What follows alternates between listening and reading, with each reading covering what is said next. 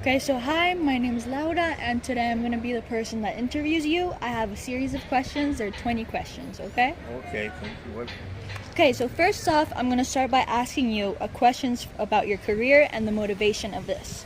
So to start off, what motivated you to become a scientist and to pursue this career? it's a very short story. I have very high school teachers, especially in the high school. My professor in chemistry, mathematics, and physics, especially, were excellent, and that was a very strong motivation for me to decide to go into science field. And since then, I pursued the university career and then my master and PhD. And in the subsequent years, I spent postdoctoral stage, university professor, and scientist as a whole, all the time. Okay, that's really interesting. So now for a second question, what were the biggest challenges when you first started your career in science? Well, the biggest one, I think it was the starting point. Because in Colombia, by the days I was starting my career, there were no scholarships or fellowships to go to study abroad. And it was a very difficult moment because our university has no strong international relationships that may allow to get the best way into a very good program in postgraduate studies.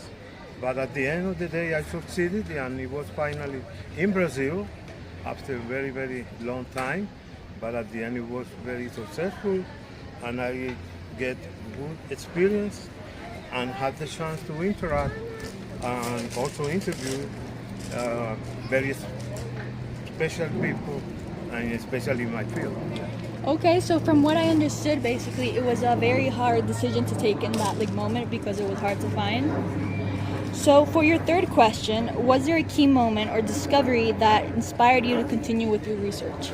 Well, a key moment, I think there was a very good one moment when I spent my stage in Cambridge, England, and it was a very good moment because it was a halfway between my starting the PhD and my thesis dissertation, and it was very difficult for me.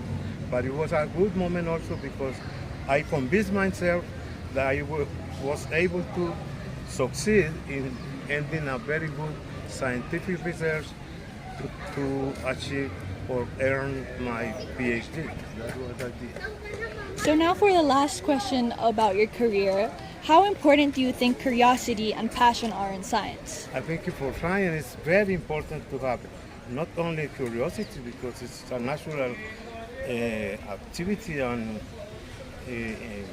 property, but also the way to approach to uncover some of these mysteries, let's say, of nature.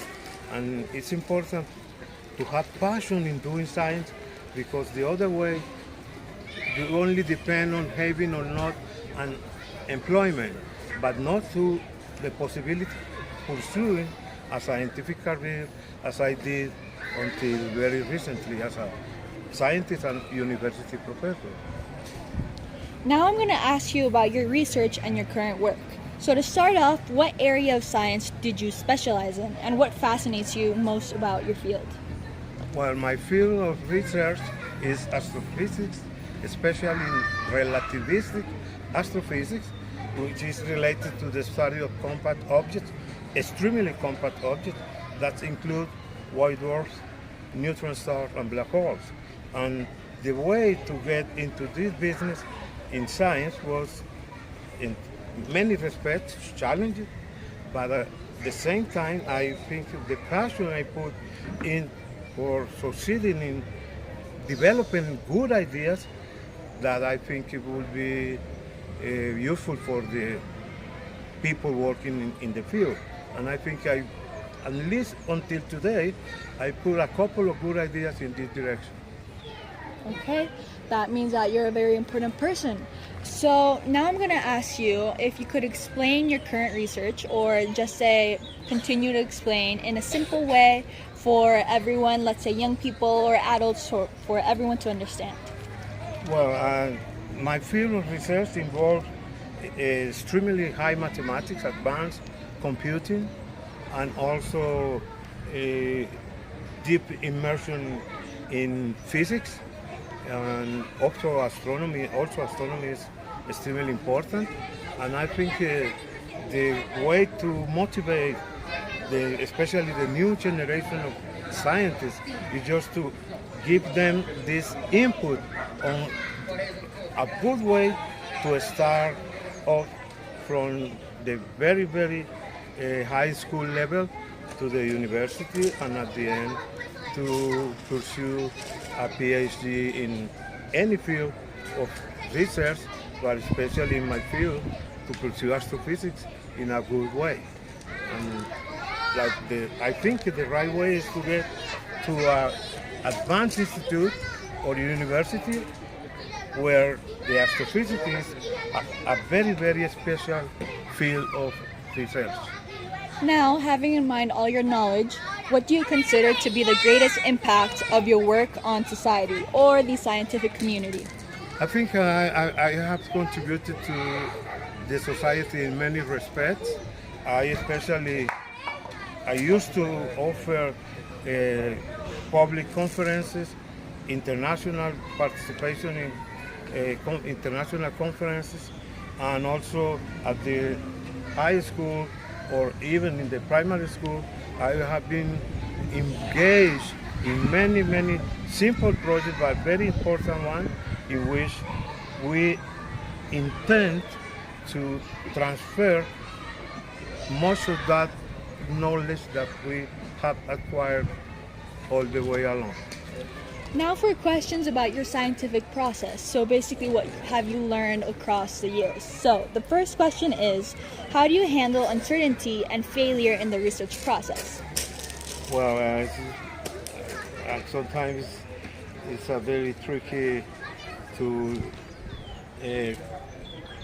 cope with this kind of question, but in a simple way, I think it's in my field, I have been engaged in this specific study of the compact object, the astrophysical compact object, and especially in trying to differentiate, to tell the difference between a black hole and not other compact objects. And that's been a strong motivation to keep doing my research until now. To continue, how do you decide what to experiment with or investigate? Do you follow a specific hypothesis, or do you use the data to guide you? Not even the only theoretical approach, but also I used to resort to some observational data that are very useful for our research nowadays, especially in astrophysics, theoretical astrophysics. We need to combine this insight from theory to mix up with the observational data, and we extract the best of these conclusions to offer new ideas to pursue in the direction of widening this research field. Yeah. In your opinion, what role does collaboration play in modern science? How do you collaborate with other researchers? Well, I've been collaborating with international institutions, researchers, scientists from many, many years ago. I start by 1985 until nowadays, and I've been incentivizing and establishing international collaborations with institutions where I have been connected to the national or international other institutions in other countries. I've been doing that contribution too. I'm going to ask you about some advice and perspectives you could give all the viewers here. The first question in this would be, what advice would you give to young people interested in pursuing a scientific career? That's a very nice question. I love it. In fact, I used to say that for the young generation, it's important to keep on searching for the opportunity, to understand what is the universe useful for. And I think the best input I could say that I could offer to the new students in this field specifically is to be sure that they would like to become a scientist and a very high-level scientist and try to transform this knowledge into the society in the best way, at the very basic level and the advanced level also. For people who want to study something involved in science, what skills do you think a person needs? I don't think it's necessary or it's needed a very special ability or qualification. I think the right thing is to have enthusiasm, to like to be very, very excited, to be very excited with be engaged in doing science. I think this is the right point, and I think it depends of the specific field. Any field of research in science is okay, and I think the new generation has the chance to make their choice, and this is the right thing. What book, article, or resource would you recommend to someone who wants to better understand your field of research? Well, in my field, there are not only books, excellent books, but specific articles or papers, as we used to call them. And I would say in the relativistic astrophysics, I would introduce anyone that is interested in the field. I would suggest to look into the first paper on the nature of black holes by Raymond Ruffini and Professor John Archibald Wheeler in Princeton University, USA. Okay, that seems like a really interesting book. So now I'm going to ask you the last question that's about the future of science. So what do you think will change in your field over the next 10 or 20 years? Well, there are this new interface between artificial intelligence, machine learning, neural networks, etc., with theoretical inputs are the right way or highway for the new scientists to pursue. I think we need to be convinced that the science needs to mix up those strong fields where the humanity is doing his best effort. And I think in this moment, AI and theoretical physics. Thank you for all your answers. This would be the end of the You're interview. welcome. Very nice. Thank you.